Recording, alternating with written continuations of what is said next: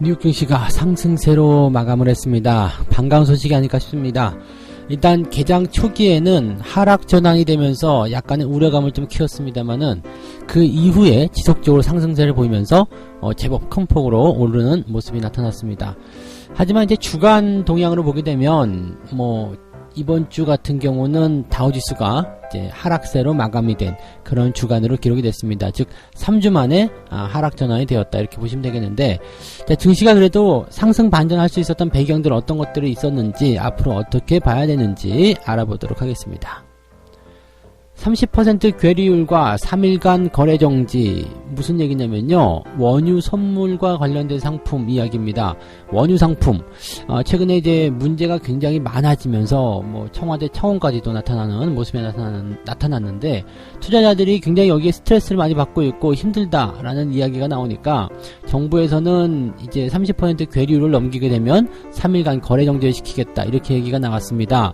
근데 이것이 과연 투자자들을 보호하는 것이냐, 또 여기에 대해서 불만 섞인 목소리가 굉장히 많다고 합니다. 어떻게 된 내용들인지 알아보도록 하겠습니다.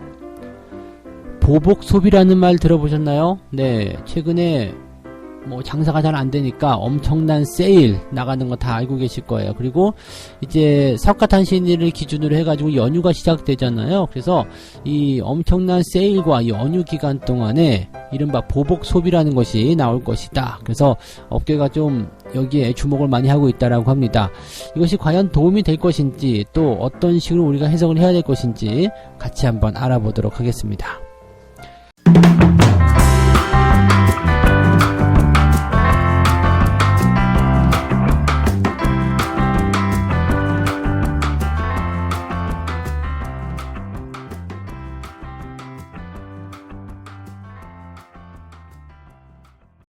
네, 반갑습니다. 오늘은 4월 25일 토요일입니다. 4월의 마지막 토요일과 또 마주하고 있습니다. 어느덧 4월도 끝나가고 이제 다음 주가 지나면 5월이죠. 5월이면은 본격적으로 이제 초여름으로 들어가는 그런 시기인데, 아직까지도 이제 이 상황들이 정리가 되지 않았다는 것이 참으로 대단하다 생각이 좀 듭니다. 생각보다 오래 간다라는 느낌이 좀 들죠. 처음에 1월달 2월달 중국에서 처음 이런 것들이 발병할 때만 하더라도 이렇게까지 될 거라고는 생각을 못 했었을 텐데, 자 어쨌건 각 모든 나라들, 그 다음에 모든 전 세계 국민들이 전부 다 이제 한마음 한뜻으로 지금의 상황을 좀 극복해 나가기를 좀 바랍니다. 다우지수를 먼저 좀 살펴볼게요. 일단 상승 출발 이후에 하락 전환이 됐습니다. 분위기가 좋다, 나쁘다 이렇게 보긴 조금 애매하긴 한데요. 소식들을 여러 가지로 좀 나눠볼게요. 경제지표는 조금 안 좋게 나오는 모습이었죠. 그리고 그 이전에 있었던 치료제와 관련된 악재들, 이런 것들이 일단 산재해 있는 과정들이고, 대신에 이제 주가가 후반부에 상승하는 부분들은 유가가 상승세를 보였다라는 이야기, 그 다음에 무엇보다도 이게 가장 큰 것 같아요. 추가 부양책. 트럼프 대통령이 이제 추가적인 경제 부양책을 서명을 했다라는 것이 이제 가장 큰 이슈가 되지 않았을까 생각이 듭니다. 그래서 주가를 이렇게 끌어올리는 가장 중요한 배경이 되었을 것이다. 이렇게 이야기를 조금 해드리도록 하겠습니다. 자, 일단 경제지표 먼저 좀 살펴보도록 합니다. 내구재 주문이 급감했다. 사실 내구재 주문이 예상했던 것보다 더 많이 나빠요. 그래서 지금 발표된 것을 보게 되면은 예측치가 11.9% 마이너스가 나왔을 것으로 생각했는데, 예상했던 것보다 더 많이 마이너스 14.4%가 나타났습니다. 이 내구재 수주가 감소, 이것도 급감을 했다는 것은 무슨 의미가 되냐면 경기가 그만큼 많이 뒤로 후퇴했다는 이야기입니다. 내구재라는 것은 사용 연한이 긴 그런 뭐랄까요, 성능이 좋은, 또는 이제 한번 사면은 10년 20년 이렇게 사용하게 되는 그런 제품들입니다. 그러니까 쉽게 말하면 이제 항공기 같은 경우 들어가겠고요. 그 다음에 자동차, 조금 작게 본다면 이제 TV, 세탁기, 냉장고 등등 이런 것들이 포함이 되겠죠. 그러니까 한꺼번에 이제 구매하기가 좀 어려운 것들, 그리고 한번 사게 되면 이제 목돈이 들어가지만 오래 사용하는 것들, 그런 것들이 이제 내구재라고 합니다. 근데 이 내구재 수주가 늘어나는 것은요, 방금 전에 말씀드렸지만은 목돈이 들어가야 되거든요. 돈이 한꺼번에 많이 들어가게 들어가게 되기 때문에 이거 큰맘 먹고 하는 거거든요. 자, 큰맘 먹고 내가 차 바꿨어. 큰맘 먹고 뭐 냉장고 바꿨어. 뭐 이런 이야기 하지. 그냥 뭐 돈이 남아서 심심해서 차를 바꿨어. 뭐 이렇게 얘기하시는 분들 많지 않아요. 그러니까 이런 거라고 좀 보시면 됩니다. 이렇게 큰 마음 먹고 무언가 물건을 바꿔야 되는 그런 상황이라는 것은요, 경기 상황이 좋다는 것을 의미합니다. 근데 이렇게 내구재 주문이 감소를 했다는 것은 야, 그냥 써. 일단은 아직은 쓸만해. 아직은 돌아가니까 괜찮아. 이런 식으로 생각하는 사람들이 많다는 이야기죠. 이건 뭐냐면요, 경기가 그만큼 좋지 않다는 이야기입니다. 주머니에 들어있는 돈이 없기 때문에 거기다 쓸 돈 없다. 일단 잘 돌아가면 그냥 더 사용하자. 이렇게 나오는 거죠. 자, 그래서 이 내구재 수주가 좋아지게 되면, 상승세를 보이게 되면 경기가 좋아지고 있다. 또는 감소하게 되면 경기가 나빠지고 있다. 이런 식으로 많이들 이야기하는 거죠. 그래서 지금은 약간 좀 변동성이 좀 커져 있는 상태예요. 그래서 이 3월 달에 이 내구재 수주가 급감한 부분들이 조금 문제시되었다라고 보시면 될 것 같고요. 뭐 이 부분 같은 경우는 이제 2분기까지는 계속 연결되지 않겠는가 싶습니다. 이제 뭐 상황인 만큼 이 경제의 어떤 실물적인 부분들이 2분기까지는 이제 경제 지표에 타격을 줄 것으로 생각이 되고 있기 때문에 이제 슬슬 나타나는 거죠. 그 다음에 해결되는 부분들에 대한 것들은 이제 뭐 앞으로 정책적인 이슈들이 이제 이런 그 지표의 상황들을 얼마만큼 복구시켜 줄 것이냐, 여기에 달려 있는 거고요. 그 다음에 지표가 나빠진 것에 대해서는 이미 증시가 반영을 많이 했다라고 보시면 됩니다. 그래서 이제는 증시가 이제 선행지표로 많이들 우리가 알고 있기 때문에 앞으로 이제 경기 부양이라든지 이런 쪽에서 나타나는 그런 기대감들이 증시에 이제 서서히 반영될 시기이지, 이렇게 뭐 3월달 또는 2분기에 나타나는 경제 지표들이 증시에 또 타격을 줄 것이다, 이렇게 보기는 어렵습니다. 물론 이런 재료들이 나왔을 때 그 당시에 출렁거리는 변동성이 있을 수 있겠습니다만, 증시를 뭐 하방으로 계속 끌고 내려간다거나 그런 식의 이야기는 들리지 않으셔도 되겠습니다. 그래서 일단 뭐 지표가 생각했던 것보다 나쁘게 나왔기 때문에 여기에 대해서 이제 부담을 좀 가지고 있었겠습니다만은, 그래도 주가가 다시 상승세를 보이게 되면서 일단 요 뭐 지표의 악재라든지 이런 것들은 조금 묻히는 그런 상황이 있었다라고 보시면 되겠습니다. 요 증시가 상승할 수 있었던 배경을 좀 보게 되면은요, 유가가 올라오는 모습이에요. 최근에 이제 급락 이후에 유가가 상승세를 계속 타고 있는데, 지금 4일째 상승 가도를 달리고 있죠. 17달러까지 올라서는 모습인데, 지금 이 정도라면 그래도 뭐, 네, 양호하다. 뭐 시장에서는 한 20불까지도 오를 것이다, 이렇게 분석들을 했기 때문에 요 정도라면은 또 양호하다라는 생각을 또 해볼 수도 있을 것 같기도 합니다. 뭐 물론 이제 이 내용에 대해서 완벽하게 뭐 유가가 올라섰다 이렇게 보기엔 좀 어렵습니다. 왜냐면 하락한 이후에 올라서는 부분들은 뭐 당연하게 잡아야 되는 부분들이기 때문에, 하락 이후의 상승, 그리고 다시 재차적으로 또 추가적인 하락이 나타날 수도 있는 그런 가능성 충분히 열려 있거든요. 너무나 많이 하락했기 때문에 거기에 대한 상승이 일어나게 되는 것이고, 또 유가에 대해서도 여러 가지 일들이 많았잖아요. 뭐 중동 지역의 불안감이라든지, 물론 어떻게 진행이 되고 있는지 아직까지는 확실치 않습니다. 근데 중동 지역의 불안감도 일단 나와 있는 상태이기도 하고요. 그 다음에 전 세계에서 이제 유가 쪽으로 충격이 많이 들어왔다 보니까 이제 뭐 오펙이라든지 또는 오펙 플러스라고 해서 이제 그 산유국, 이런 국가들의 어떤 책임론도 또 같이 나오고 있죠. 그러니까 국가들 차원에서 그냥 자기들만의 어떤 이익을 내세우기보다는 이제는 공조화되어야 된다, 이런 이야기들도 나오고 있는 겁니다. 그래서 유가가 이제는 안정화를 찾아갈 것이다 라는 기대감이 좀 나오고 있고요. 유가가 안정화를 찾아가고 있다라는 것은 다른 의미로 봐서는 경기가 그래도 또 다시 좋아지고 있다라는 그런 의미라고 또 이야기들을 많이 할 수가 있겠습니다. 그래서 그 내용을 좀 보시면 될 것 같고요. 다만 이제 유가가 이렇게 급락했다가 급등하는 그 내용 자체가 경기가 좋아서라기보다는 뭔가 다른 외부적인 변수였죠. 그래서 그런 것들에 대한 어떤 내용들이 있다 정도만 우리가 좀 알고 계시면 되겠습니다. 그래서 유가 상승에 대한 것들도 일단 투자 심리를 조금 회복시키는 중요한 요소가 되었다, 요 정도까지만 생각하시면 되겠고요. 트럼프 대통령이 이제 속보로 나온 이야기로 하나 보면, 598조 원에 달하는, 부양책을 또다시 서명을 하였다, 이렇게 얘기가 나옵니다. 그래서 경제가 V자로 반등할 것이다, 이런 얘기를 하고 있는데, 경기 부양책에 서명을 했다라는 것 자체만으로도 이제 상당히 좀 기대감을 좀 가질 수 있는 내용이겠죠. 이미 이제 뭐 한 차례 이 경기 부양책에 대한 부분들을 이미 진행을 했잖아요. 그리고 이제 중소기업을 지원하기 위한 그런 내용들이 많이 있었는데 1차적으로 진행한 부분들이 그냥 순식간에 바닥에 나버렸답니다. 그러니까 중소기업들이 얼마나 어려웠는지 지금 뭐 굳이 말 안 해도 다 알겠지만 이런 상황들 속에서 전부 다 그런 것들이 나타나게 되는 거죠. 그러니까 이번에도 추가적으로 더 해야 된다. 금액적인 부분들을 더 많이 지원해야 된다. 경기를 더 많이 지원해야 된다. 이런 식으로 나오는 거죠.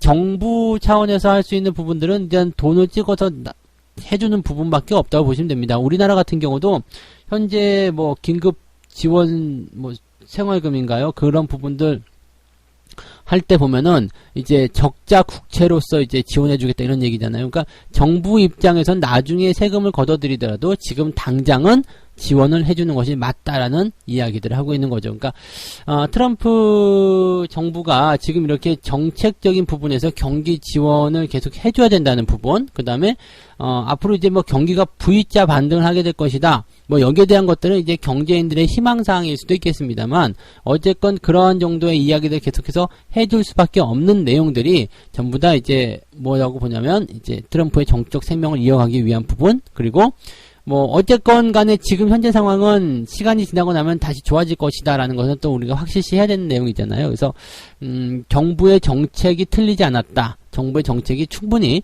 시장을 통제할 수 있다는 것을 또 이번 정부는 보여줘야 되는 것들이죠. 그래서 이런 내용들이 계속적으로 나오게 되면 시장을 끌어올리는 그런 어떤 상승 동력으로 작용할 수는 있습니다.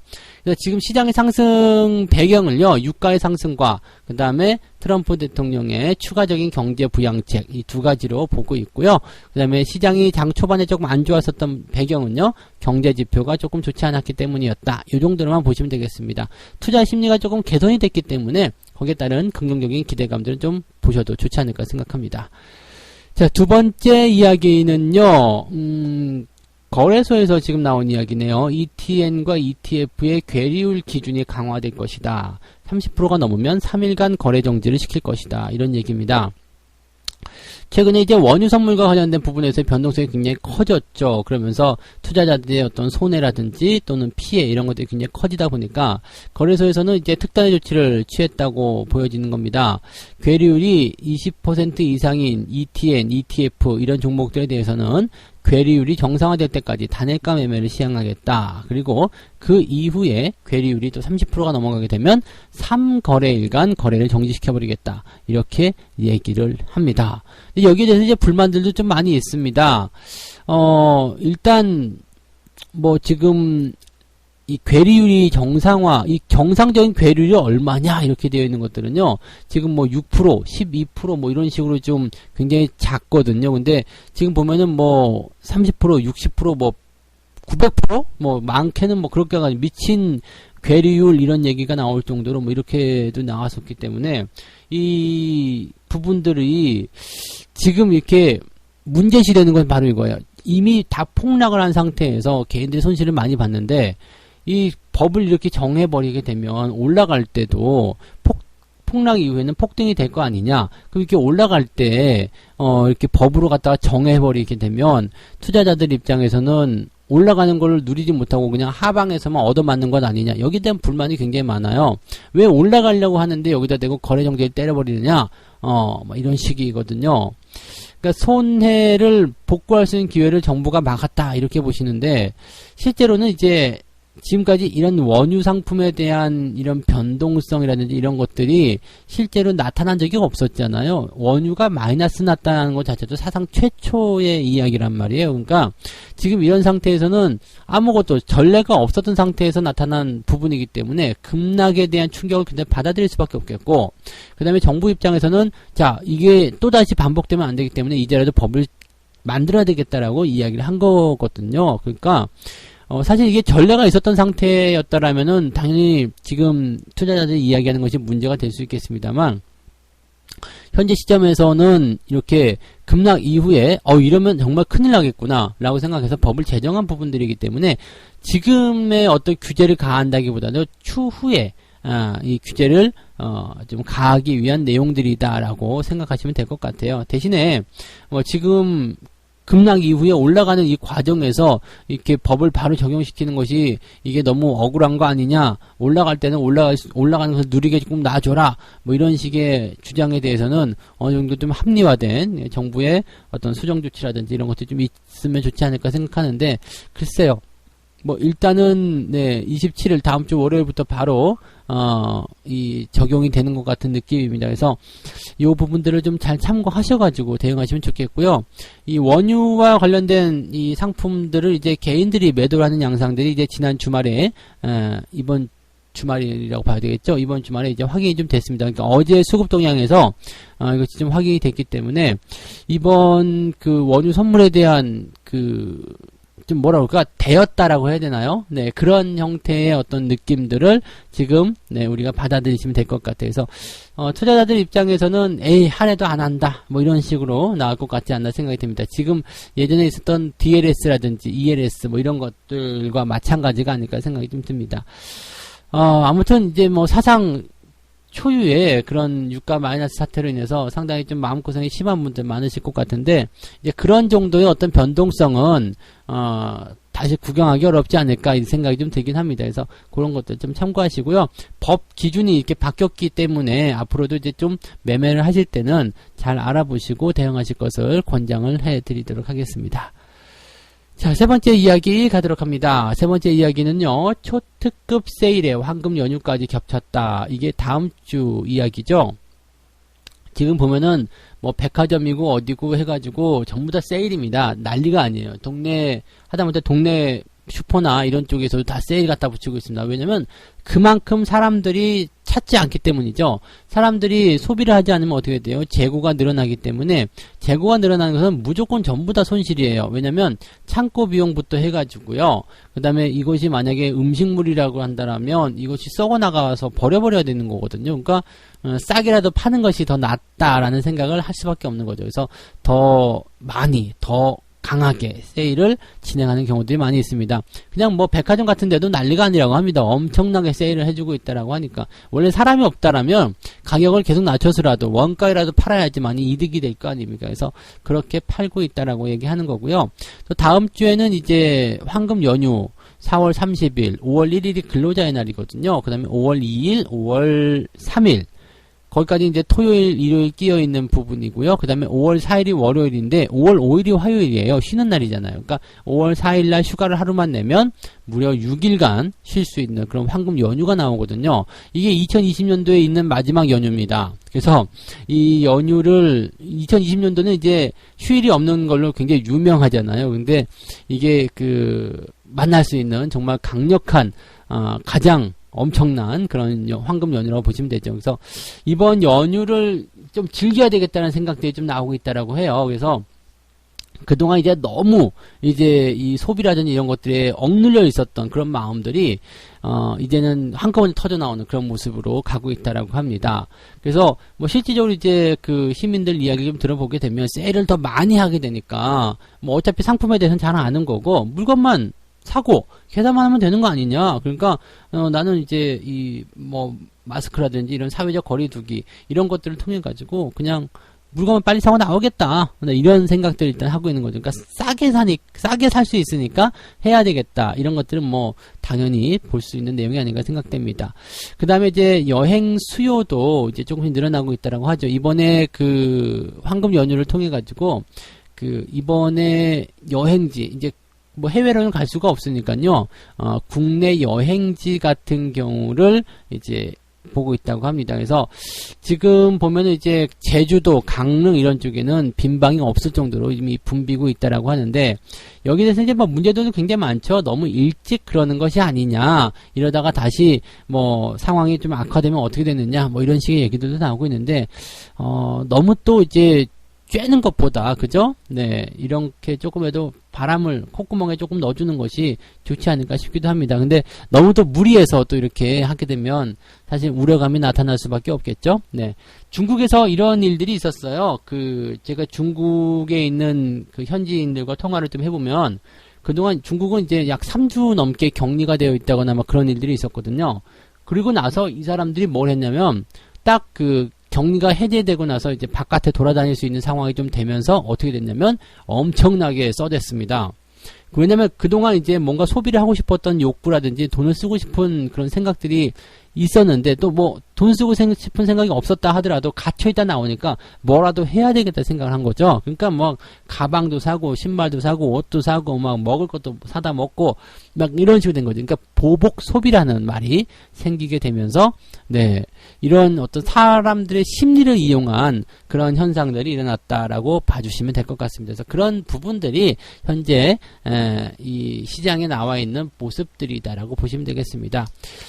이렇게 된다면 이제 소비와 관련되어 있는 그런 종목군들의 기대치들이 조금 증가할 수 있겠죠. 실제적으로 뭐 실적이라든지 이런 쪽으로 많이 잡히지는 않는다고 하더라도 이제 이러한 어떤 분위기가 형성되고 있다. 이것만으로도 기업들의 실적이 좋아질 수 있겠다라는 기대감이 나타날 수 있겠죠. 그러면 이제 투자자들 입장에서도 그런 이제 소비, 그 다음에 뭐 여행주들도 그동안 안 좋았었는데 이제 이런 쪽으로 슬슬 그렇다면 조금 생각을 좀 해볼까? 라는 그런 관점들이 나타날 수 있겠다라고 보시면 되겠죠. 그러니까 그런 정도로 우리가 받아들이시면 되겠습니다. 아직까지 이 보복 소비라는 부분에 의해서 뭐 경제가 살아난다거나 이렇게 보시기 좀 어렵습니다만은 네, 아무래도 뭐 이런 어떤 전초를 제공할 수 있는 그러한 내용들이 아니겠는가 이렇게 생각만 해주시면 되겠습니다.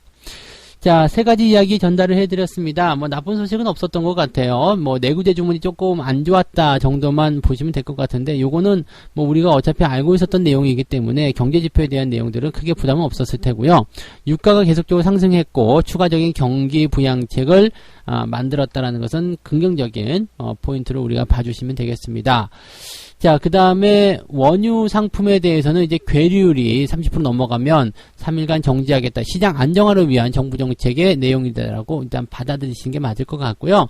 뭐 여기에 대해서 불만사항이라든지 이런 것도 굉장히 많으실 수도 있겠습니다만 이제 전례가 없었던 상황에서 만들어낸 어떤 정책적인 제도, 그 다음에 향후에 이런 위험을 없애기 위한 그런 내용들이다 정도로 뭐 우리가 좀 이해를 해주시는 게 좋지 않을까 생각합니다. 자, 그냥 보복 소비와 관련된 부분에서는 이제 이번 연휴 그리고 이제 세일을 많이 하는 것들에 대한 어떤 기대치들이 좀 있다라고 합니다. 그래서 사실 이런 부분들은 이제 뭐 상황이 좋아지는 그런 과정으로 가는 하나의 과정이다라고 보시면 될 것 같은데. 뭐 아직까지는 이런 것들이 활성화되었다라 보기는 좀 어렵고요. 이번에 잠깐 뭐 반짝하는 걸 가지고서 뭐 업계가 정상화됐다거나 이렇게 보시기도 좀 어렵지 않겠나 생각은 듭니다. 다만 이제 이러한 상황들은 그래도 투자 심리를 많이 개선시키거나 사람들의 마음을 조금 여유롭게 해주는 그런 내용으로 좀 포함이 될 수는 있겠습니다. 그래서 심리적인 부분에서 이런 상황들이 나타나고 있어? 그렇다면 이제는 조금씩 좋아지겠구나라는 그런 좀 완화된 느낌들을 좀 줄 수 있기 때문에 그런 부분에서 좀 긍정적인 효과가 나오지 않겠는가 이렇게 생각을 해보도록 하겠습니다. 자, 어쨌든 뭐 나쁜 소식들은 아니에요. 그렇지만 여전히 뭐 불확실성은 존재하고 있기 때문에 거기에 대한 내용들을 우리가 좀 참고하시면 좋지 않을까 생각합니다. 자, 책 한 꼭지 읽고 마무리하도록 하겠습니다. 이 세상에 대해서 우리들의 이해는 불완전하다. 참가자의 견해와 기대는 일치하지 않는 법이다. 때때로 그 불일치의 정도가 아주 미약해서 무시되기도 하지만 그 격차가 엄청나게 커서 사건의 흐름을 결정짓는 주요 요인이 되기도 한다. 시장의 참가자로 생각하시면 되겠습니다. 뭐 생각하는 것, 기대치, 그 다음에 실제 현실 이런 것들은 다 다르게 나타나고 있다라고 봐주시면 되는 것 같죠? 네, 그런 정도로 우리가 해석을 해주시면 되겠고요. 자, 주말 동안은 그래도 약간은 좀 편안한 마음을 가지실 수 있을 것 같습니다. 다우지수가 어쨌건 간에 상승세로 마감이 됐고 전체적으로 나와 있는 재료들도 분위기가 그렇게 나쁘지는 않은 것 같습니다. 그래서 너무 이제 위축되지 마시고 긍정적인 생각을 가지셔도 좋지 않을까 이렇게 생각되니까 조금만 편안한 주말 보내주시기 바랍니다. 자, 주말 동안에 주식 걱정은 다 잊으시고요. 네, 편안하게 네 릴렉스 하시면서 재충전하시는 시간 가지시기 바랍니다. 저는 다음 주에 다시 오겠습니다. 고맙습니다.